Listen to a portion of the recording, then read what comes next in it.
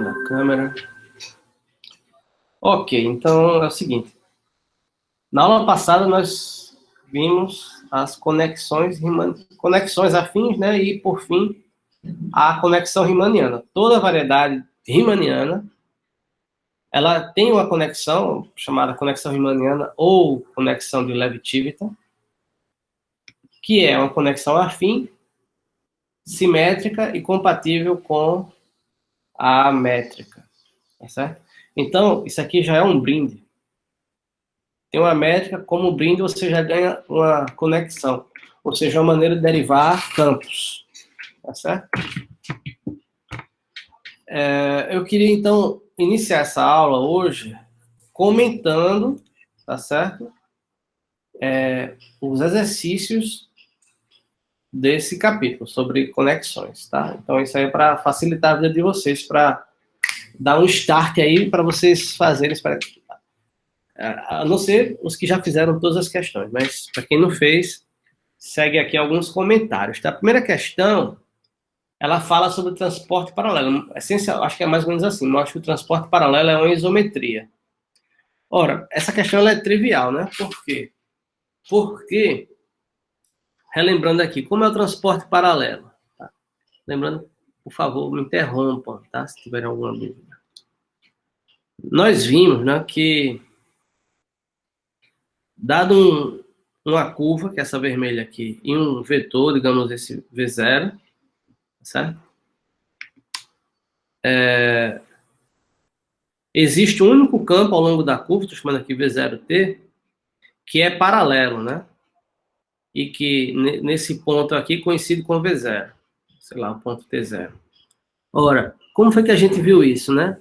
Quando você deriva, então você quer que esse campo, a derivada dele, em relação a T, seja igual a zero. O que nós vimos é que isso aqui é uma EDO de primeira ordem, tá?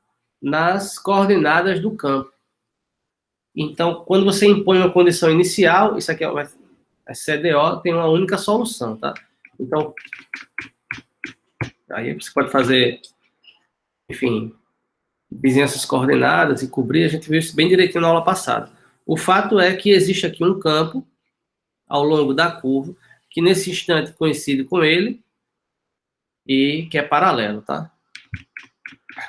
Aí, uma vez que você tem uma conexão riemanniana, né, ou seja, a conexão dessa nossa de paralelismo, mas se ela é riemanniana, ela é compatível com a métrica, então a gente viu o seguinte, dados dois campos ao longo de uma curva, digamos V e W, tá? Quando você calcula o produto interno de V com W, tá certo? O fato da conexão ser compatível diz pra gente que isso é dV dt, derivada do produto, né? W mais V dW dt. No fundo, isso é equivalente.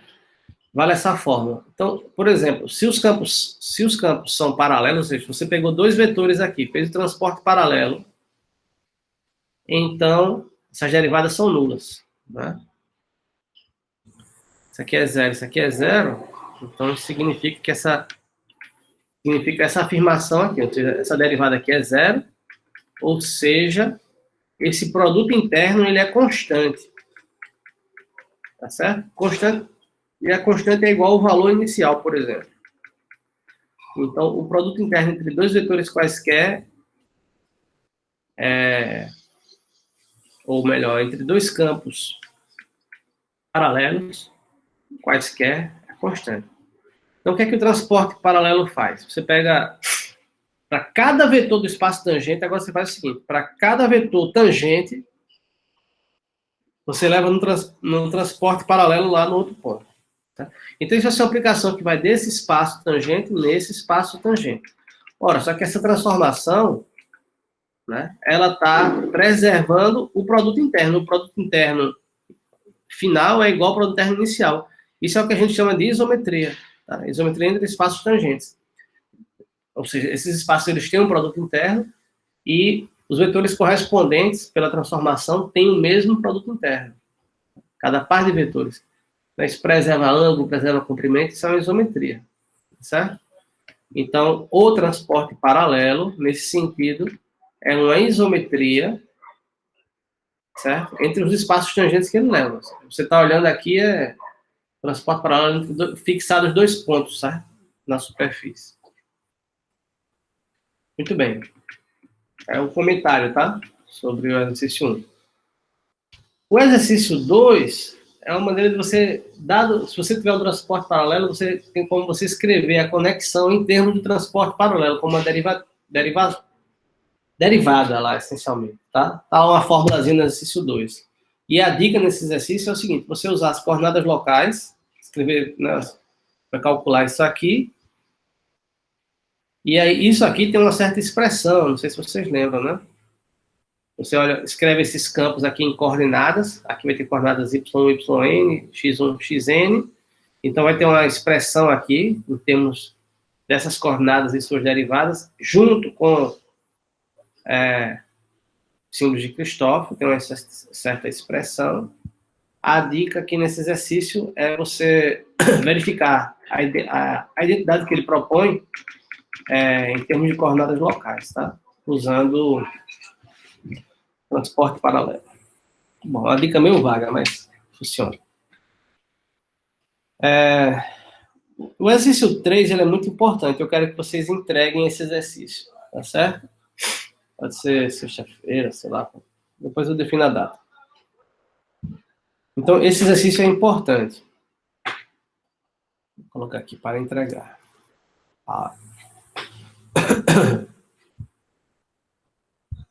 Melhor, vou colocar aqui, lista 4.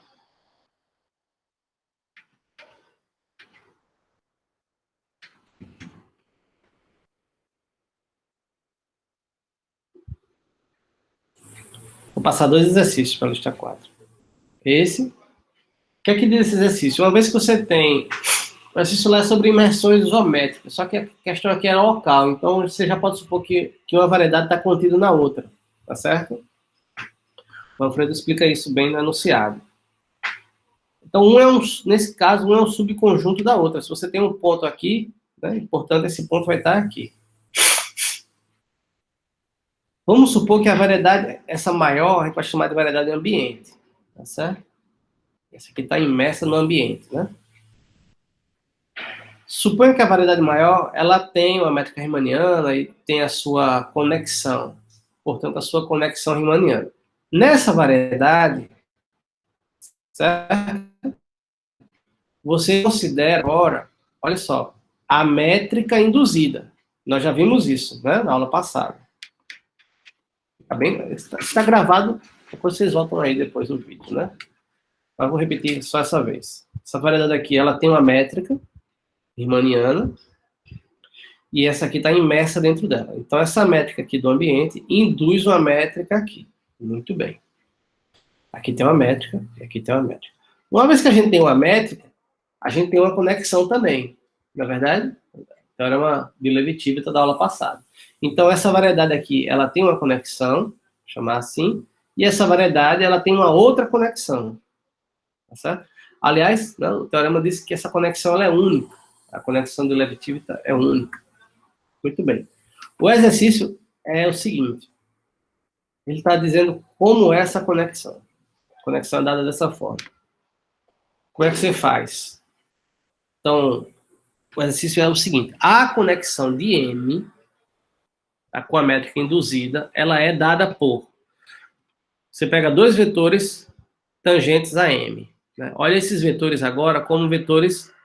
Como M está contido em M barra, né? TPM é um subespaço de TPM barra. Tá certo?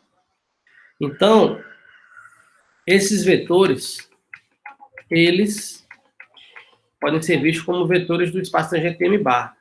Você vai considerar, portanto, o que ele chama aqui de extensões locais. O que é uma extensão local? São campos de vetores, pelo menos na vizinhança do ponto P, tá certo? Coloco aqui M barra, mas na vizinhança. De tal forma que, no ponto P, coincide com o vetor que você tinha. Essas são as extensões locais dos campos. Certo? Então, a primeira coisa que você faz é o seguinte. Você toma um ponto da sua variedade M, pega seus campos de vetores e considera essas extensões locais. Agora você faz essa conta daqui. Você calcula a conexão no ambiente, a variedade M barra, e projeta no espaço tangente. A primeira observação é você verificar que esse objeto, o resultado vai ser um vetor tangente, tá? Tangente a M. Esse objeto ele não depende das extensões que você escolhe, tá certo? Novamente, isso sai, por exemplo, fazendo em coordenadas locais. E tem um detalhe também aqui, tá? Que ajuda nesse exercício, é uma observação que o Manfredo faz no livro, deixa eu olhar aqui onde é que está, que é o seguinte: do que é que depende a conexão de dois campos? Né? Depende, eu devia ter trocado aqui, né, y e x, como eu tenho feito sempre. Aí nessa parte eu troquei. Mas nesse caso aqui, ou seja, eu estou derivando o x em relação ao y, tá certo? Só recapitulando, pela definição de conexão, esse vetor, ele depende apenas desse cara daqui no ponto P e desse vetor ao longo das trajetórias do de baixo, tá certo? No caso aqui, nessa notação, depende do valor de y no ponto P, só no ponto P, e do valor de x ao longo das trajetórias de y, tá? Essa observação que eu estou falando, ela ajuda a resolver esse exercício A, tá certo? Ou seja, quando você escrever isso aqui, fazer essa projeção, você vai verificar que esse objeto, embora você tenha tomado extensões, vai continuar da mesma forma. Ou seja, isso aqui vai depender só do valor em P, conhecido, e do valor de x ao longo das trajetórias de y também. No fundo, esse é o argumento. Essa observação, né, que tá... É a observação 2.3. Na versão que eu tenho do livro do Manfredo, a quinta edição, é a observação 2.3 na página 56. Tá certo? Então é isso. Oi? Esse é o que mesmo? É a projeção no plano tangente? Projeção no espaço tangente. Vamos lá, boa pergunta. Como eu estava falando, né? Você tem aqui M barra. O espaço tangente a M é um subconjunto do espaço tangente a M barra, entendeu? Agora, quando você deriva isso aqui, esse aqui vai ser um vetor que está nesse espaço. Concorda? Aí, só que a conexão é uma coisa, digamos assim, intrínseca, né? Lembra da definição de conexão? A conexão vai pegar dois vetores, no caso aqui, tangentes a M, dois vetores tangentes a M, tá vendo? E o resultado, necessariamente, tem que ser um vetor tangente a M. Bom, então, digamos assim, a maneira natural você vai derivar no ambiente essas extensões, esse resultado, eventualmente, não é mais tangente. Para que tenha alguma chance de ser a conexão de M, você tem que projetar na parte tangente, tá certo? E projeção aqui é a projeção mais natural possível, tá, gente? Porque, ou seja, eu estou fixado um ponto, eu estou no espaço vetorial, que é o espaço tangente a M barra, que tem uma métrica que tem um produto interno, tá certo? Então, dado um produto interno, automaticamente a gente tem a noção de projeção, não é isso? Projeção ortogonal em particular. É baseado em termos de produto interno. Então, quando você calcula, repetindo, isso aqui está no espaço tangente M barra, então você olha a parte tangente, a projeção no espaço tangente a M. Certo? Muito bem, uma vez que você fez isso, você vai usar essa definição e verificar que este objeto satisfaz as propriedades da conexão de Levi-Tivita. Ou seja, é uma conexão afim, é simétrica e é compatível. Pela unicidade, você prova que esta é a conexão de Levi-Tivita da métrica induzida, tá? Esse resultado ele é fundamental. Tem um capítulo lá na frente que a gente vai estudar imersões isométricas e a gente vai usar esse fato lá na frente. Professor, eu tenho outra dúvida. Quando a gente, eu sei, eu pedi aí no ITB, que depois pra gente provar que satisfaz a propriedade de conexão afim. Quando a gente pega um soma x e y, a conexão de x e y na direção de z, que dá para quebrar essa soma pelo fato de nabla barra aí ser uma conexão. Mas a projeção da soma vai ser a soma das projeções no espaço tangente de M, no caso. É por aí, exatamente isso. Quando você vai verificar a questão lá da linearidade, você vai considerar as extensões também, assim que a gente está definindo, entendeu? Então, por exemplo, a projeção da soma, a gente sabe que é a soma das projeções, tudo isso que você vai usar. Certo? Mais alguma pergunta? Ok, então essa é a dica aí do exercício 5, e eu quero que vocês entreguem esse exercício. Eu só não lembro, eu só não sei ainda dizer quando. Já a gente negocia sobre isso, tá? Bom, o exercício 4 é uma aplicação direta do exercício... Aliás, desculpa. 5 não, né? Estava falando do 3. O exercício 4 é uma aplicação direta do exercício 3. Ok? Estão me ouvindo aí, né? Ô, professor, mas no caso, a questão 3, eu estou olhando aqui, o Manfredo ele pede para provar que F nabla é a conexão riemanniana de E. Aí o senhor quer que a gente prove isso, mais essas duas coisinhas aí, né? Na verdade, não quero que você prove, eu estou dando a dica, porque ele está dizendo como é que você tem que fazer, mas você tem que provar que essas coisas... Ele pede para provar que não depende da extensão. Deixa eu olhar aqui. Ele não pede, não, na verdade. Uhum. É bem implícito na questão. Eu estou pedindo, é importante isso. Tá certo? É o exercício 3, só que com essa, digamos assim, com esse plus aqui. Tá bom? Beleza. Sim, o exercício 4 é uma aplicação, tá certo? Eu acho que eu escrevi até demais aqui. Primeira coisa, né? Um exemplo muito importante, básico e importante. Como é a conexão riemanniana do espaço euclidiano, entendeu? Aí, essa é a primeira coisa que eu escrevi aqui, né? Então, o que são campos de vetores no Rn, no R3 em geral? Um campo seria uma coisa assim, por exemplo, o y do R3 não é isso, entendeu? Então, pega um ponto P e vai levar em 3 coordenadas. O X é a mesma coisa, tá certo? Então, qual é a conexão riemanniana, leve-típica, né, do R3, do Rn? É a derivada normal, entendeu? Ou seja, se você tem um campo Y, vai derivar em relação ao campo X, você pega cada coordenada e deriva, digamos assim, direcionalmente, entendeu? Na direção de X. Tá claro? A gente tem que entender que essa aqui é a conexão do R3, a gente vai denotar por D, tá certo? É tradicional, assim, é comum a gente denotar por D a conexão usual do R3. E qual é a conexão? É só derivar, tá? Bom, dito isso, agora se você tem uma superfície no R3, tem uma curva suave, tá bom?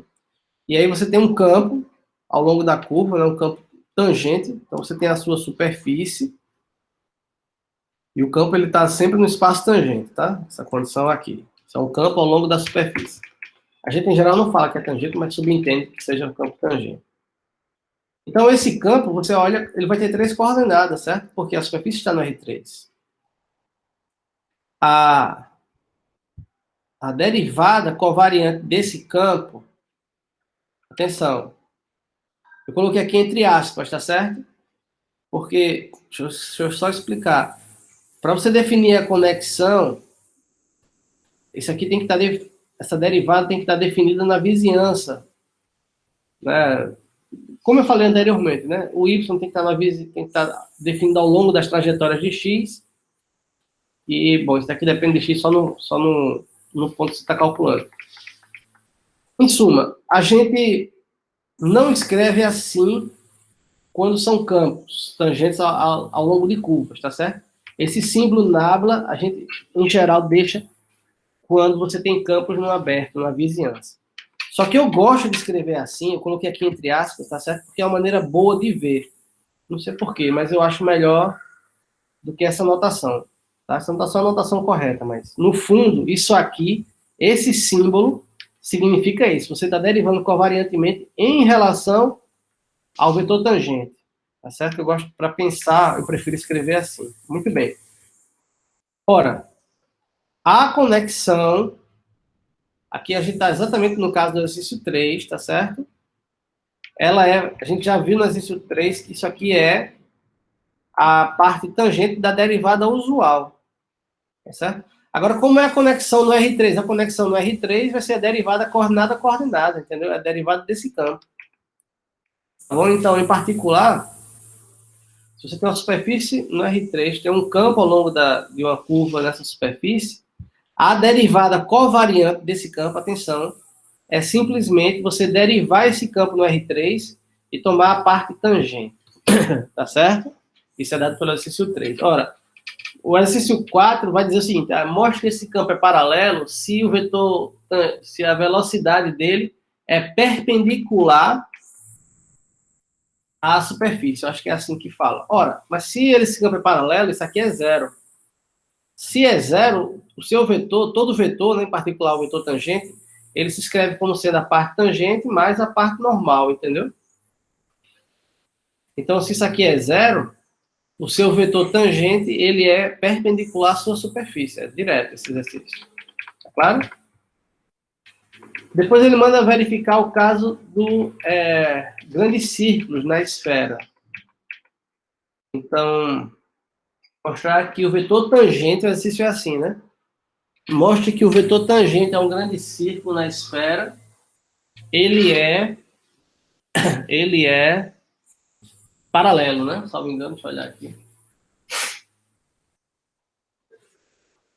O vetor velocidade ao longo dos círculos máximos é um campo paralelo, tá certo? Então você vai usar esse item daqui. Como? Tem duas maneiras de fazer, tá? A maneira mais, digamos assim, para maiores de 18 anos é essa daqui. Pega uma parametrização qualquer. Então, primeira observação, como isso aqui está em S2, na esfera, satisfaz essa equação, tá? Todo mundo aqui depende de T. Aqui tá, isso aqui é uma parametrização, digamos aqui, de um equador, tá certo? Um grande círculo na esfera. Mas qualquer curva na esfera, pelo fato de estar na esfera, os pontos da esfera satisfazem essa equação, os pontos da curva também vão satisfazer, tá certo? Então, a primeira observação é essa. Aí você pega essa equação, deriva em relação a t, que chega nisso aqui, cancela o 2, e aí você olha isso aqui como sendo o produto interno do vetor posição com o vetor tangente. Então, a primeira observação é essa, tá?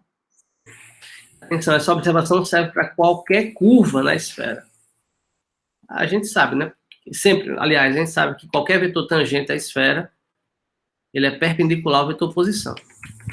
Tá? Então, aqui é só uma observação elementar. Bom, ele fala também que essa curva está parametrizada pelo comprimento de arco. Para quem não lembra, significa isso aqui. Que o vetor tangente, a norma dele é 1. Tá? Ora, essa equação aqui, isso aqui significa que x1' ao quadrado, mais x2' ao quadrado, mais x3' ao quadrado é igual a 1. Parecida com essa. Quando você derivar, vai acontecer a mesma coisa. Aí você vai achar essa outra equação daqui. Tá certo? Agora, a dica fundamental é o seguinte, é que essa curva não é uma curva qualquer, ela é uma curva plana. Dizer que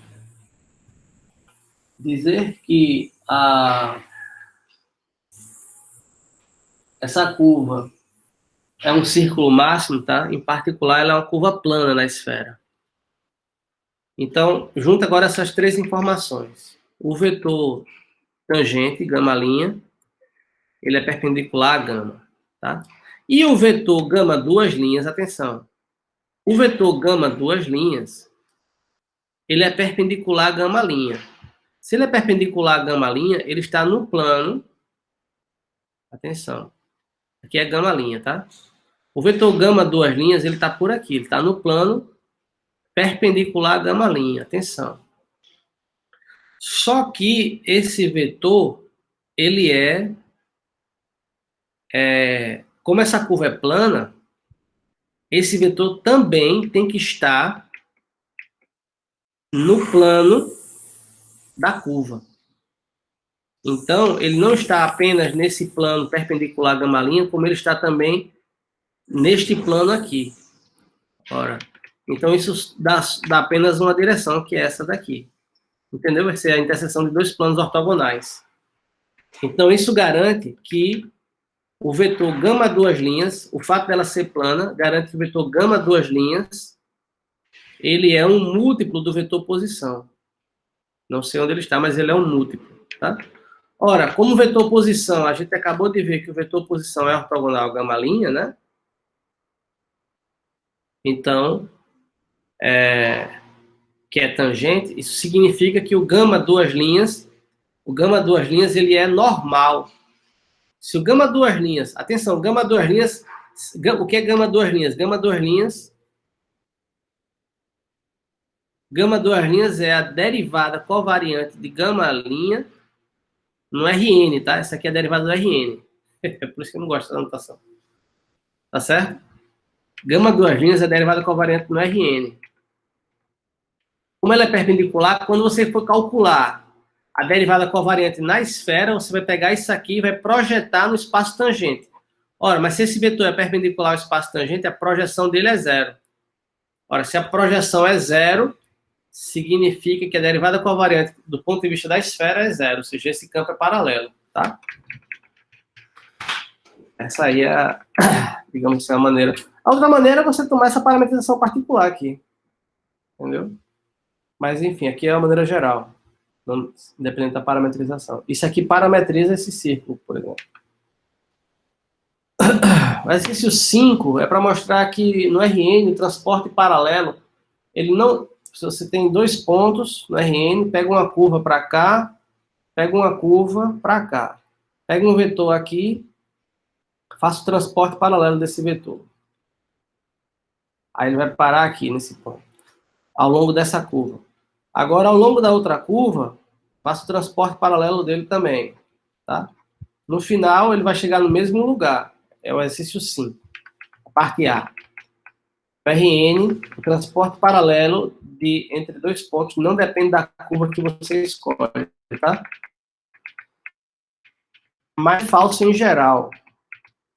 Tá? Ou seja, isso segue do fato de que no Rn, os símbolos de Cristóforo são identicamente nulos. Então você verifica esse fato.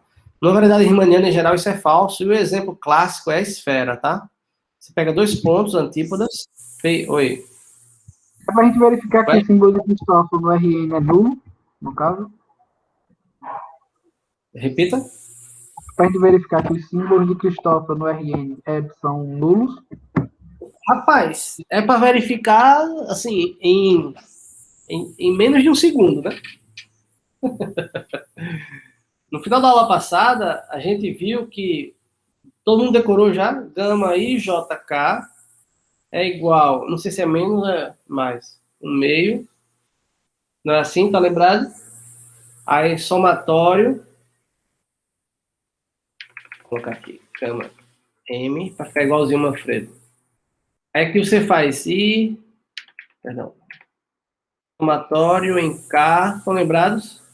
Aí faz assim, G, eu acho que é assim, IM, ponto e vírgula J, mais... Lembraram dessa fórmula? Eu pedi para vocês decorarem essa fórmula. GJM, ponto e vírgula I, menos GIJ, ponto e vírgula M, GM... desculpa, aqui deveria ser K embaixo. Eu faço assim agora. Como é que eu resolvo isso?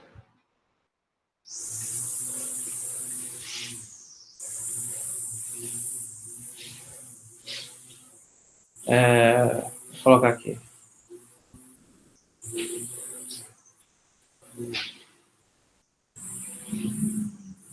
Pedi para todo mundo decorar. Todo mundo decorou? Somatório em K, tem um K aqui já. Aqui é K, aqui é K, aqui é K, G, KM, salvo engano é isso. Deixa eu ver se eu decorei.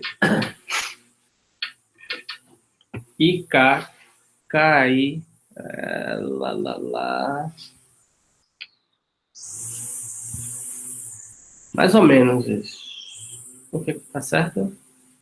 Tá certo porque esse cara é simétrico. Eu troquei a ordem aqui desses dois, mas enfim, GJ é simétrico. É a maneira de decorar, tá? Ora, mas no espaço euclidiano, a gente sabe que isso aqui é derivada, tá certo? Esse ponto e vírgula depois é a derivada, né? Mas no espaço euclidiano, essas funções aqui, elas são todas iguais a delta ou 0 ou 1, ou 0 ou 1, entendeu? São constantes. Quando você derivar, dá 0, 0, 0, 0, 0. Então, você vê imediatamente que os símbolos de Kirchhoff do espaço euclidiano são nulos. Certo? Beleza. A partir daí, você verifica o exercício. Essa é a dica. Lembre-se que o transporte paralelo é a solução de um EDO, entendeu? Muito bem, agora na esfera, você vai fazer o seguinte agora. Tem a esfera, pega dois pontos antípodas, aí você considera duas curvas ligando esses pontos. Essa curva aqui, um semicírculo por cima, e essa curva aqui, um semicírculo pelo lado. Atenção, certo? Então, nesse ponto, pega esse vetor aqui. Verifique que o transporte paralelo desse vetor ao longo dessa curva que eu chamei de gama 1, ele vai ser o vetor, justamente o vetor tangente, tá certo? Quando você fizer o transporte paralelo, aliás, essa parte fácil, que a gente viu anteriormente que nesse exercício aqui, né, no exercício 4, que o vetor tangente, né, essa conta aqui é para mostrar que essa conta aqui no exercício 4, que é a derivada do gama' dt é zero, ou seja, o vetor tangente de uma curva, que é um grande círculo da esfera, ele é paralelo, tá certo? Então, nesse exemplo aqui, você começa com o vetor tangente, faz o transporte. Então, o transporte paralelo vai ser o próprio vetor tangente, tá? Esse cara daqui, ó, você começa, tá vendo, em cima. Quando ele chegar aqui, o transporte paralelo por gama 1 é exatamente, vai ser gama 1' nesse ponto aí, tá? Sei lá, π. Tá bom? Agora, o transporte paralelo desse campo, do mesmo vetor, eu vou transportar ao longo dessa outra curva, tá certo? É um exercício verificar que o transporte paralelo vai ser isso aqui, dá para fazer também a conta, tá certo? Então, quando você transporta paralelamente ao longo da curva, que eu estou chamando de gama 2, quando ele chegar aqui no final, ele vai estar para cima. Na verdade, um vai ser menos o outro. Então, eles não são iguais, ou seja, esse exemplo mostra que numa variedade riemanniana qualquer, o transporte paralelo depende da curva que liga os dois pontos, tá certo? Vamos verificar, por exemplo, que isso é uma coisa que está ligada à curvatura, justamente à curvatura, entendeu? Ou seja, da parte A, o que está acontecendo é que o Rn tem curvatura zero. E aqui é um exemplo, na verdade, que não tem curvatura zero. Veremos isso lá na frente. Certo?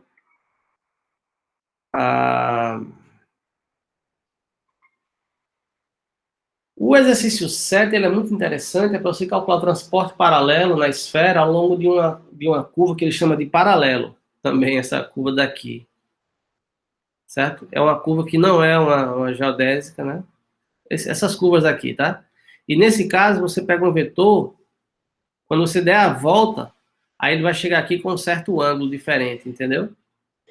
Que depende da altura desse círculo aí. Só que esse exercício ele está feito no livro do Manfredo de curvas de superfície, tá certo? Eu coloquei aqui exemplo da seção 4.4. A seção que eu tenho nessa página daqui. Mas esse exercício é importante, tá? Porque ele usa o cone. Ele pega aqui essa curva, então agora constrói aqui um cone tangente, tá certo? E aí o transporte paralelo aqui coincide, né? Porque depende só, justamente porque depende do transporte paralelo, ele depende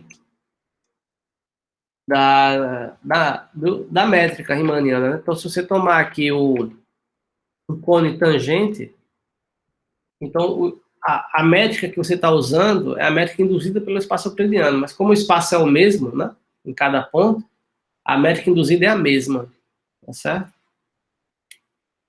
Aí, então, fazer o transporte paralelo ao longo da superfície, de uma superfície, é a mesma coisa que você fazer ao longo de uma superfície tangente a ela, tá? Esse exercício é legal porque ele justifica também esse outro transporte paralelo aqui. Como? Você considera um cilindro aqui, tangente, não está bem desenhado, mas ficou claro, né?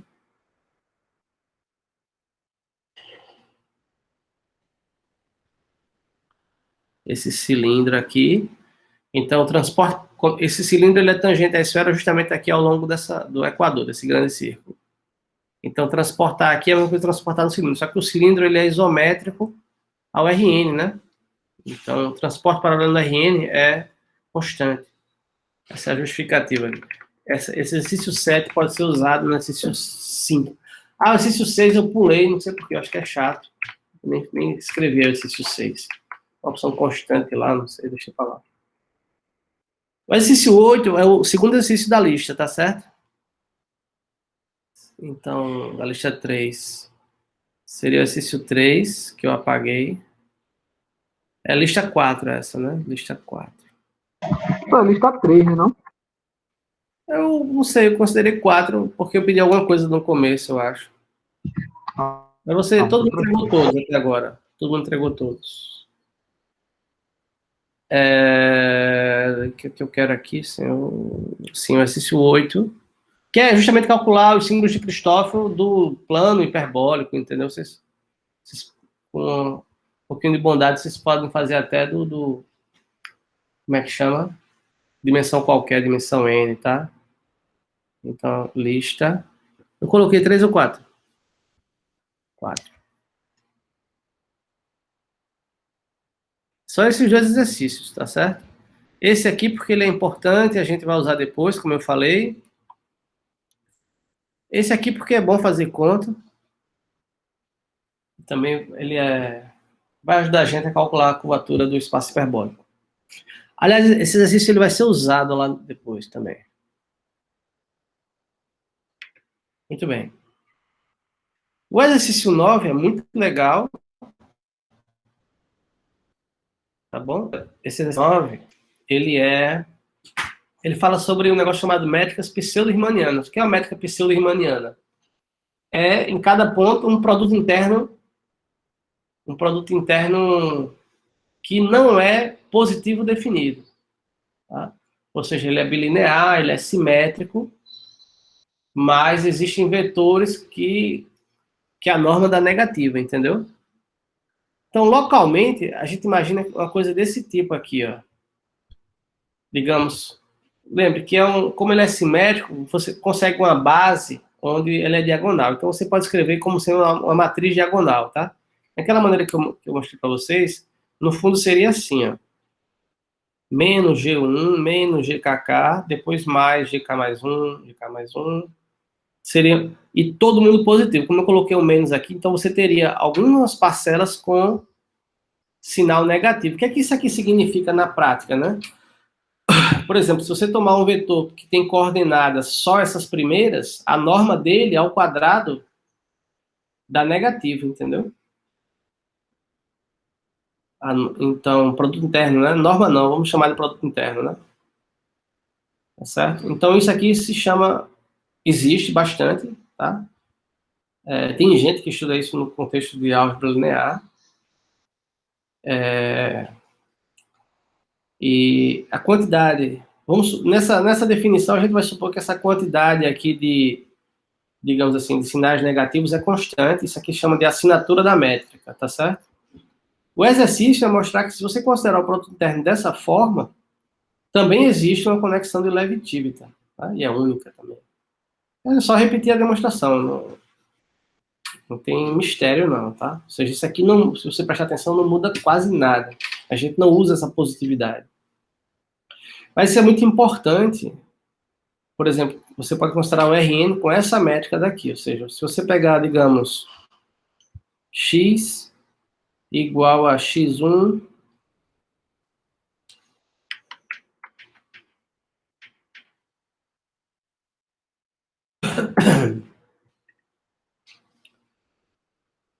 xn, y, y1, yn, tá? Então, esse produto interno aí, né, para ficar bem claro, explícito, ele seria x1, x2, y1, com sinal menos. Vai ser menos x1, y1, mais x2, y2. Estou dando esse exemplo aqui, tá? Que chama de espaço de Minkowski. Mais o restante.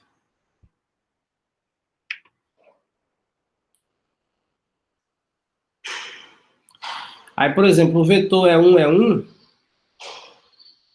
o vetor E1, ele vai ter comprimento menos 1. Tá? Ele dá menos 1, tá certo? Por exemplo, esse espaço aqui ele é usado na teoria da relatividade especial do Einstein. E uma variedade, em geral, a métrica riemanniana, né, em geral a gente chama de semi-riemanniana, mas ele colocou pseudo-riemanniana, mas todo mundo chama de semi-riemanniana. Com a assinatura menos 1 é o que modela a relatividade geral de Einstein, tá certo? Então, é muito interessante. E aí eu recomendo que vocês olhem um livro do O'Neill, ele tem um livro só sobre isso. Semi-Riemannian Geometry. Professor. Com aplicações de relatividade. Oi. Para esse, só pode ser besteira que eu pensei aqui, mas, por exemplo, para esse produto interno aí, a norma dele seria um número complexo, claro? Não. Cuidado. Nesse caso, só isso, tá? A norma, por exemplo, do E1, a gente define como módulo do E1, um meio, assim. A norma ainda é positiva, tá? Só o produto térmico que pode ser negativo. Tá bom? Beleza.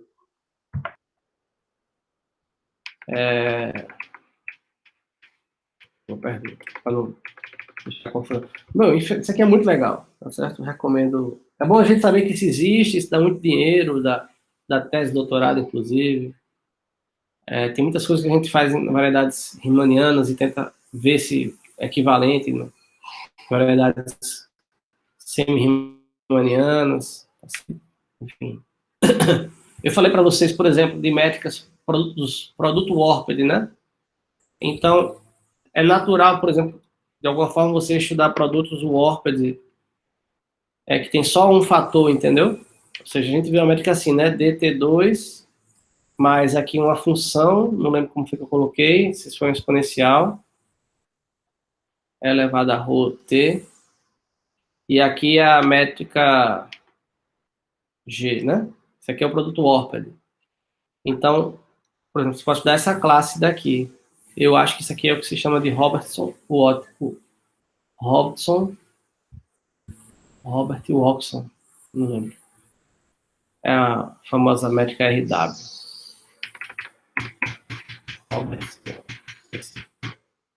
Enfim, tá?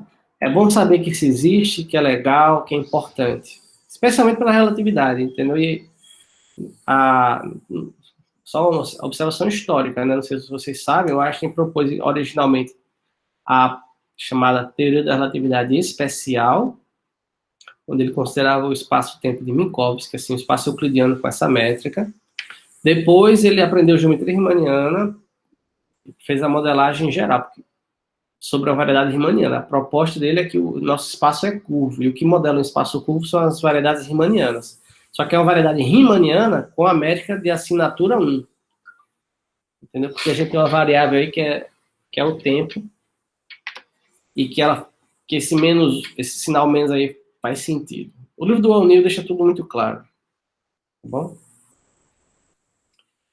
Ok. Continuando aqui. Pronto, acabou esses meus comentários sobre o exercício. Demorei demais, inclusive, 1 hora de aula.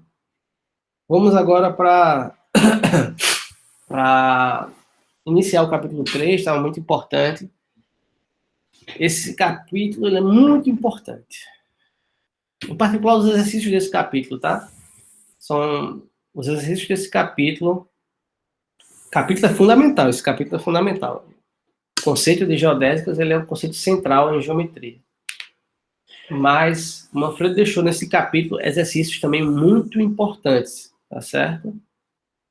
Que a gente vai ter que parar e olhar com calma para eles também. Muito bem, então vamos iniciar para não perder mais tempo. Considere uma curva na sua variedade riemanniana, tá? Vou sempre supor aqui. Agora, estou fixando a variedade riemanniana e sempre vamos considerar a sua conexão riemanniana de Leibniz. Então, ela é dita uma geodésica definição, tá? Se a aceleração dela é nula, né? Então, isso agora faz sentido, porque a aceleração aqui em relação à derivada covariante, né? A derivada, desculpe, aqui está faltando só um detalhe, né? Eu estou derivando quem, né? Eu derivo o campo, foi ótimo, gama linha, né? Concordam? Isso aqui é aceleração, tá? Ou seja, isso aqui seria derivar a gama linha em relação à gama linha, se pudesse usar essa notação. Se pudesse, tá certo? Então, a derivada é uma derivada de gama linha. Em algum sentido, é a derivada segunda. Tá bom? Definição. Primeira observação, né? Segue daqui e do fato de que, atenção, que eu estou falando da conexão compatível com a métrica, que se gama é uma geodésica, então o vetor velocidade tem comprimento constante, né? Por quê? Porque se você olha a norma do vetor gama' ao quadrado, né, e deriva, usa o fato de que a métrica é compatível, então vai ser a derivada covariante do primeiro vezes do segundo, mais o primeiro vezes a derivada covariante do segundo. Como ela é simétrica, duas vezes isso aqui, tá certo? Ora, se ela é geodésica, essa derivada covariante é zero, logo isso tudo é zero, ou seja, essa função aqui, ela é constante, tá certo? Se gama é geodésica, o vetor velocidade tem norma constante. Essa observação é importante, porque está dizendo para a gente que o fato de uma curva ser geodésica depende também da sua parametrização. Entenderam? Para a gente, atenção, a geodésica,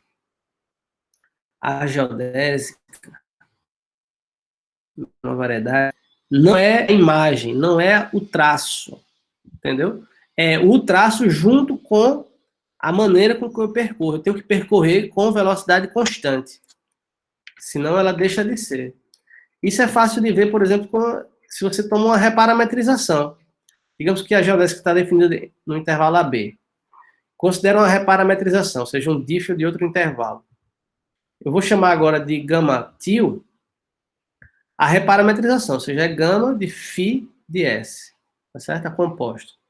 Ou seja, essa curva ela tem o mesmo traço, só que eu estou andando com outra velocidade, né? Por exemplo, gama til' é igual a φ' vezes gama til.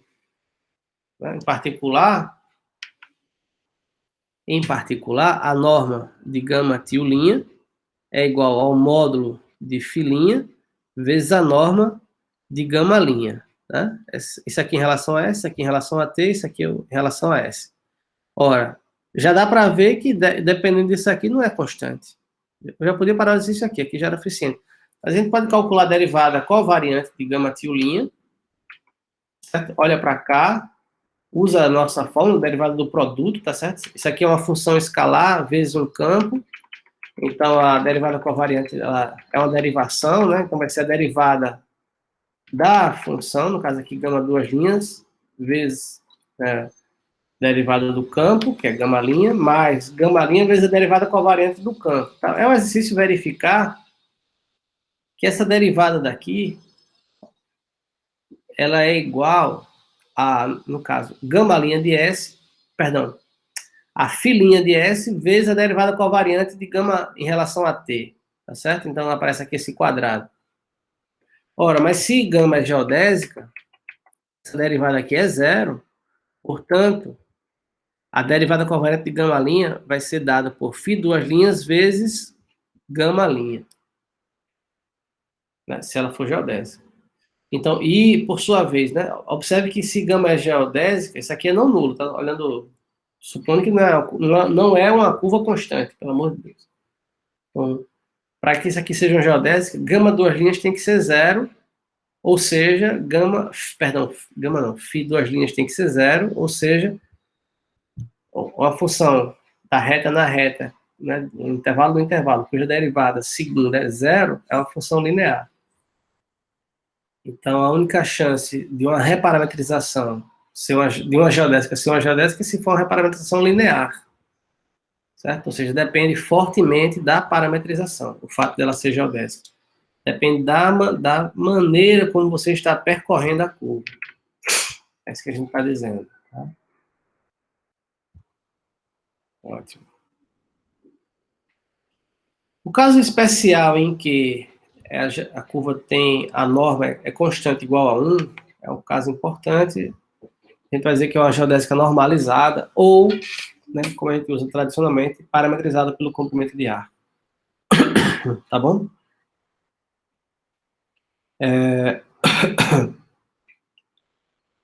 E em coordenadas, olha só, a gente viu na aula passada o que é a derivada covariante em coordenadas de um campo em relação, né, ao longo de uma curva, né? Ou seja, em relação ao vetor tangente da curva, tá? No caso aqui é o próprio campo tangente. Quando você pega aquela equação lá da derivada covariante em coordenadas e aplica para o próprio campo tangente, o que vai aparecer é isso aqui, a derivada segunda do campo e esse produto aqui, certo?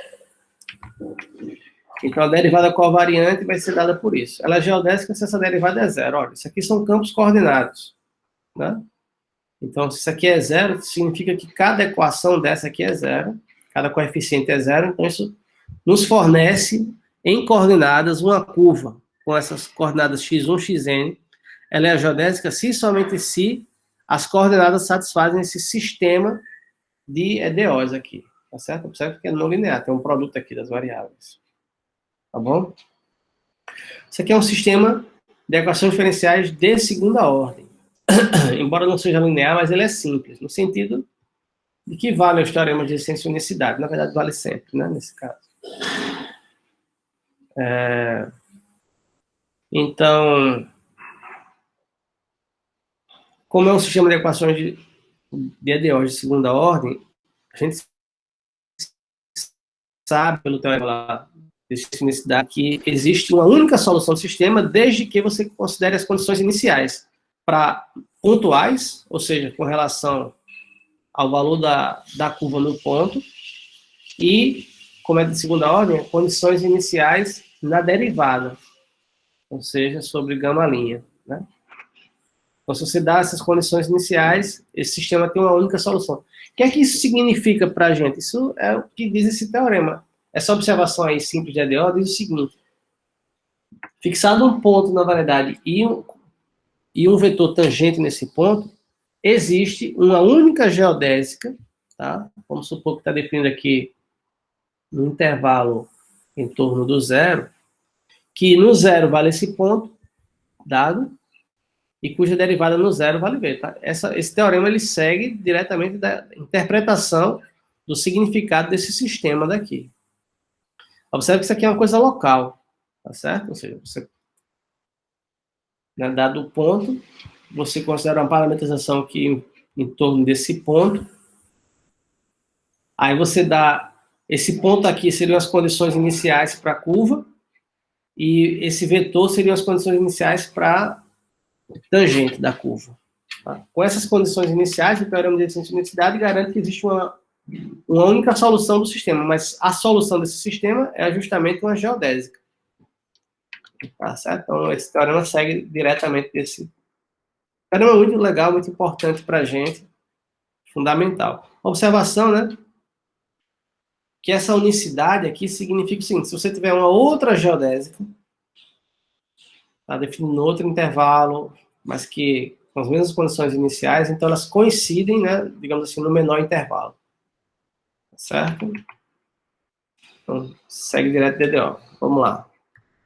Eu tenho agora uma variedade, tenho um ponto, tenho um vetor, Então, o teorema diz que existe aqui uma curvinha, que é uma geodésica, que nesse ponto tem esse vetor como vetor tangente. Tá certo? Ok. Pronto. A gente agora vai precisar, por várias razões, fazer isso, digamos assim, de uma forma mais global, tá? Em termos de fluxo. Essa ideia de fluxo, ela é muito importante para a gente entender algumas propriedades das geodésicas. Enfim, vamos iniciar então isso aqui agora, tá? Falar um pouco sobre fluxo. Inicialmente a gente, seguindo aqui o Manfredo, para estudar esse fluxo a gente vai trabalhar no fibrado tangente, tá?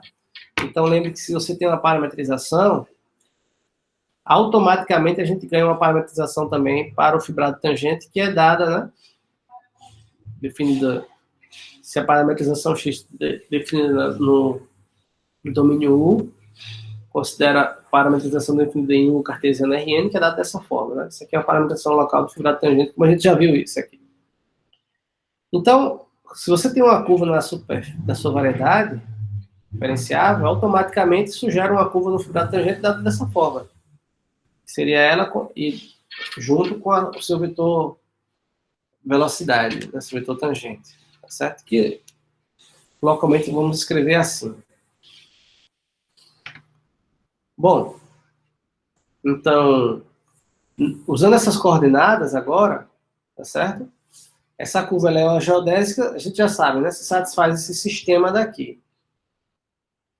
Certo? Só que a gente vai escrever esse sistema assim, ó. Se nessas variáveis, observe que isso aqui seriam os vetores tangentes, né? Seriam as derivadas do x. Então, em termos dessa parametrização, a curva ela é geodésica se essa curva aqui no fibrado satisfaz esse sistema que a gente vai chamar de linha. É o mesmo sistema anterior. Tá certo? Agora eu vou lembrar um resultado clássico, eu acho que a gente já falou um pouco aqui desse resultado no capítulo 0, que é a questão de, dado um campo, você tem um fluxo desse campo, né? Pelo menos localmente, tá? Então, suponha que você tem um campo diferenciável no aberto da sua variedade e dado um ponto fixado, você consegue um aberto menor, que ainda contém um ponto, e um número positivo delta, tá certo? E também uma função definida no intervalo menos delta delta cartesiano V0 em V, diferenciável, que tem essa propriedade aqui. Quando você fixa um ponto de V0, essa curva daqui, ela é uma trajetória de x, ou seja, o vetor tangente é o campo dado, né?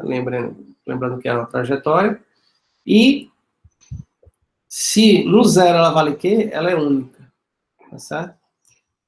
Então tem essa propriedade. Esse aqui é o fluxo do campo. Φ é chamado de o fluxo do campo X, tá certo? É bom a gente entender isso um pouco. Tá? Então, um campo, imagina aqui um campo, aqui numa variedade. Então, esse campo gera um difeomorfismo, a gente sabe que isso aqui é um difeo local, né? Que você pegar um T muito pequeno, né? No fundo é isso que está escrito aqui. Então, isso vai, digamos assim, mover seus pontos. Entendeu? Vai mover esse domínio aqui dentro. De que forma? De forma que, se você olha a trajetória que esse movimento, né, esse fluxo percorreu, o vetor tangente é o campo dado, tá certo? Então, esse campo ao longo da sua variedade ou no domínio gera automaticamente esse fluxo, tá certo? Esse é o resultado geral.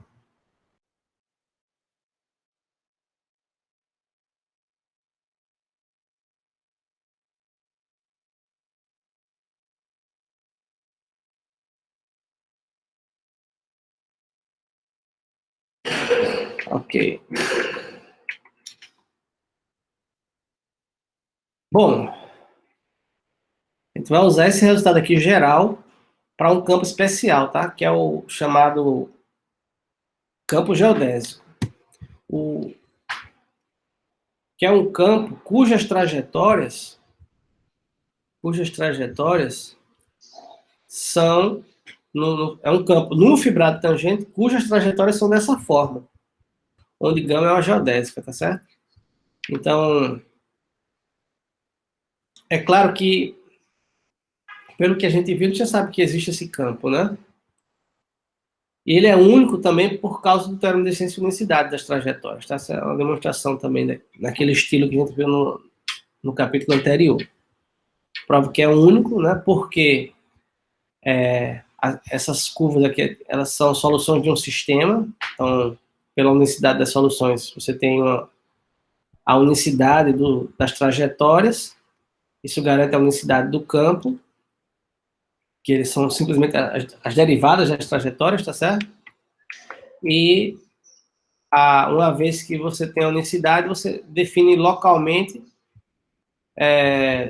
usando o sistema, né? O sistema garante a existência local das trajetórias e a derivada das trajetórias dá um campo. Tá? Então, vamos considerar agora esse campo. No fibrado tangente é um campo cujas trajetórias são dessa forma, gama, gama, linha, onde gama é uma geodésica, tá?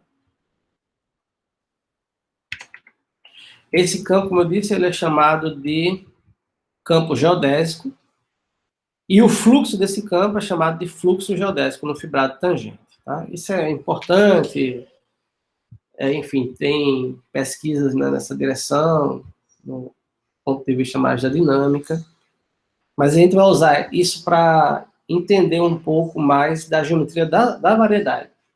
Vamos ver isso na próxima aula, essencialmente.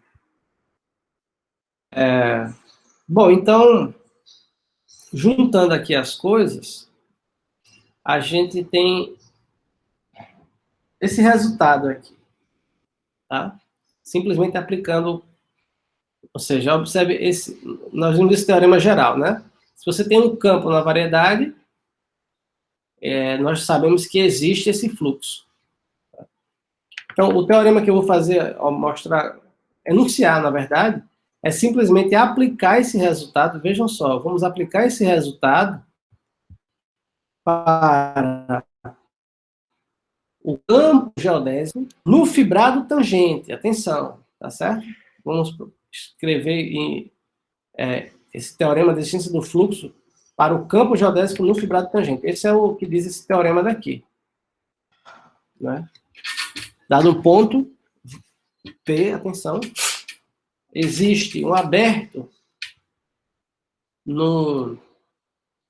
Isso aqui seria o fibrado tangente sobre T de U, onde U é a imagem, ou, enfim, é o domínio de uma parametrização local. Certo? Então,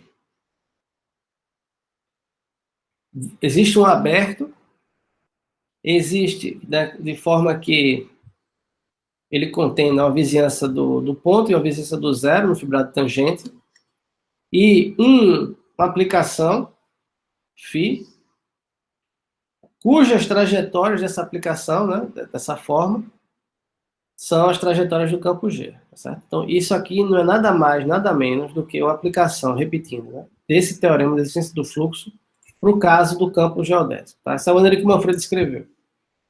Ou seja, como a gente já sabe que existe o campo geodésico no fibrado tangente, então esse teorema está garantindo a existência de um fluxo, do fluxo desse campo, do fluxo geodésico local, tá?